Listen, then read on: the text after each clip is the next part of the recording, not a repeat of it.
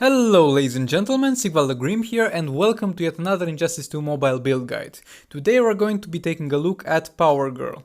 Power Girl is a very fun to play character that you can get from the League Store, and she is actually, in my opinion, the second best support in the game, Dr. Fate being only the better support than her, only by a very slight bit, and she's such a great support because of her passive.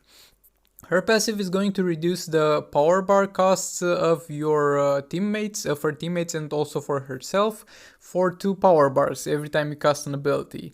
Dr. Fate is a little bit better than her because he also has a passive that reduces the enemy defense by 10%, but that's really not a big deal, and more or less both of them are as good as the other. You can get her easily from the League Store, and she is extremely fun to play if you want to play her as a combo builder and as a damage dealer. And those are the 2 builds that we are going to take a look at today. We're going to take a look at a build that is going to focus on building combo for your damage dealers, because you will have her in your team as a support anyway, so why not use her as a combo builder as well. And the other build that we are going to be taking a look at is a build about damage. We're going to make a crit damage build for her because she's got a passive that increases her damage the more the fight goes on. And that is going to help her deal a pretty decent amount of damage.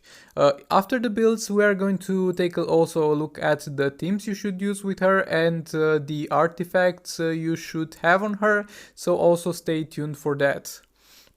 Also, before we get into that, I want to mention that if you have any question, leave it down below and I will answer it. But if you are seeing this video in the far future, make sure to leave your questions into the comments of the newest video that I have, because I'm receiving lately so many comments that YouTube is not anymore getting me notifications for all of them. So if you want to make sure your comment is answered, leave it at the latest video, because I check every day my latest 2 videos for new comments that I didn't get notified for. So for any questions, any suggestions, or any future build requests, make sure to leave it down in the comments. And if you like this video and if you found it helpful, please go ahead and leave a subscribe, because it will be very much appreciated. The first build that we're going to take a look at is the combo builder build, but before we get into that, I want to mention that all the calculations that I will be making in this video are going to be made for a maxed out character. And what do I understand with the maxed out character? I understand a character that is level 70, has level 60 gears, has high rolls on gears, and has epic talents. If your character is not going to be maxed out, there's absolutely no problem, because you don't have to go straight for perfection, but just watch this guide as guidelines towards perfection. And I'm going to calculate it for level 60 gears, because I think that is where you should leave all of your characters, and I think that going all the way to level 70, it's simply a waste of your materials. If you want to go all the way to level 70, you will need to make very small adjustments, but it shouldn't be hard for you, even though I don't recommend it.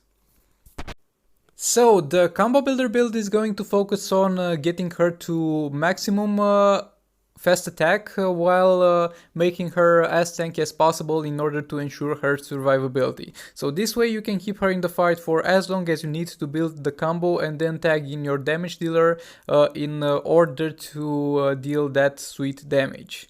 So if you want to go for the combo builder build, you will need to have the following: 3 resistances talents, 3 defense talents, 1 defense gear roll, 5 fast attack gear rolls, and 9 health gear rolls.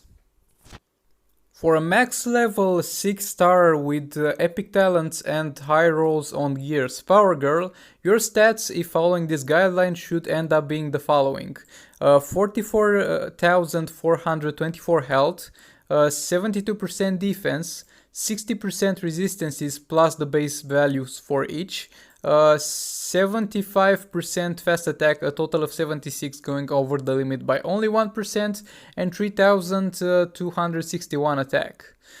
This build is going to do well for you in every game mode. This is more like specifically built to be a combo builder for raids, but you can use her at amazing capacity in Arena and Champions Arena as well. And she will also act as the support for her teammates and we will talk about her teammates in the team comp sections, so stay tuned for that. Now we're going to get into the crit damage build. This build focuses on getting max or as close to max crit chance and crit damage, and then investing everything into the attack.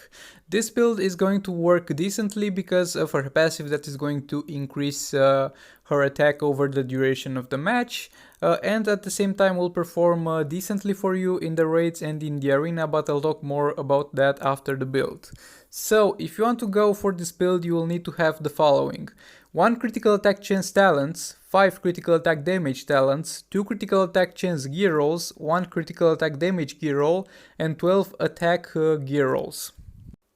For a max level 6-star Power Girl with epic talents, high rolls on gears and level 60 gears, your stats, if you follow this build, should be the following: 73% critical chance, 305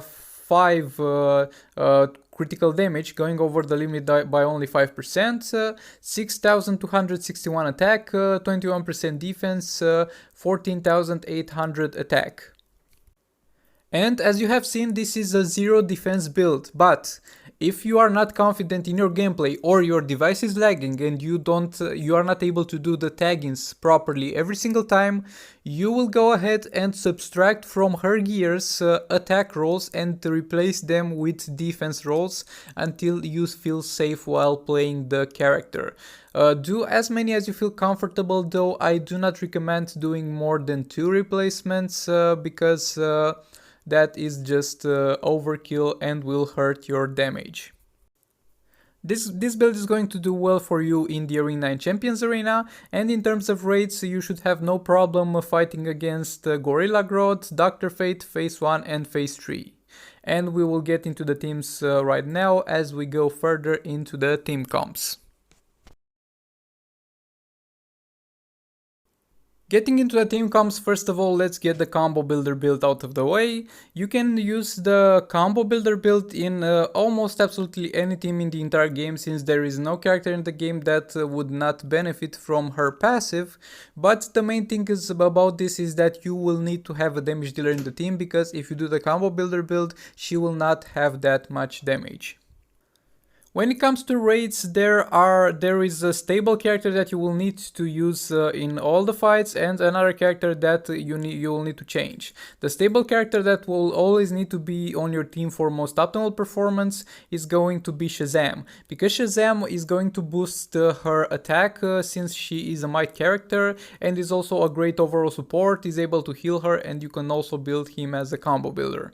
So use Shazam in every single time you use her in raids. And the other teammate for her is going to be depending on what boss you are going to hit. So for sub-bosses, and by sub-bosses I mean Dr. Fate and Gorilla Grodd, since they have higher armor, your third teammate is going to be Classic Superman, and you will be required to use his second special 2 times on the sub-boss in order to reduce his defense and this way increase your damage.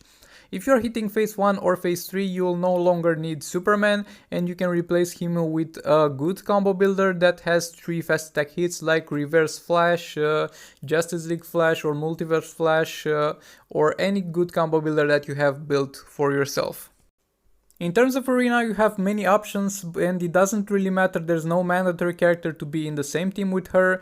Again, the combo builder build can be used with almost anybody, and in terms of the damage dealer build, you can use Shazam, you can use a combo builder, you can use a Horrific Scarecrow, you can use Atrocitus, or you can use a tank, or feel free to use almost anything with her, but don't do a full damage dealers build because they are going to die real fast.